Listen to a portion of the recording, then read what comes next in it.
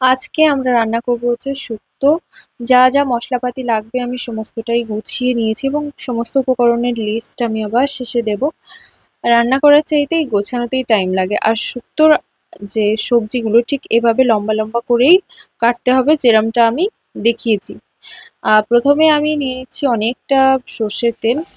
আর প্রথমে উচ্ছেটাকে আলাদা করে ভেজে নেব, কেননা উচ্ছে ভাজা হতে একটু টাইম লাগে। এটা প্রায় 5 মিনিট ধরে আমাদেরকে ভাজতে হবে। তারপরে এটা তুলে নেওয়ার পর ভেজে বাকি যে সবজিগুলো আছে, আলু, বেগুন, সজনে ডাঁটা, এগুলোকে ভালো করে ভেজে নেব।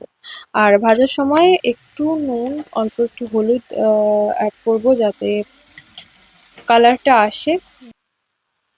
এবার এগুলোকেও সেই 5 থেকে 7 মিনিট ভেজে নেবার পর আমরা তুলে নেব। তারপরে অল্প একটু তেল দিয়ে তাতে শুকনো লঙ্কা কেটে দিতে হবে অবশ্যই, যেহেতু তেলে লঙ্কাটা ফেটে যাওয়ার চান্সেস থাকে। এবং দিলাম হচ্ছে পানমৌরি, একটু রাঁধুনি এবং তেজপাতা। এটাকে তেলের মধ্যে 1 মিনিট মতো নেড়ে চেড়ে অল্প আঁচে অবশ্যই তাতে দেবো হচ্ছে আদা বাটা এবং একে একে সবজিগুলো দিয়ে দেব।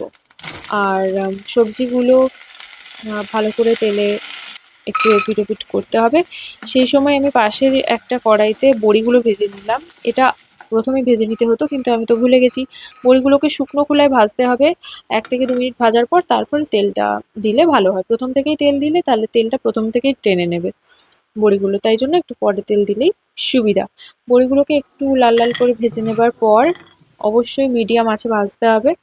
আমি জল বেশ অনেকটা জল গরম করে নিচ্ছি, প্রায় 3 কাপ মতো, কেননা গরম জলটাই তরকারিতে দেবো। আচ্ছা, ইতিমধ্যে আমি দিয়ে দিলাম হচ্ছে কাজু বাটা আর দুধ। তারপর ভাজা বড়িগুলোকে দিয়ে দিলাম, তরকারিটা ফুটতে থাকুক।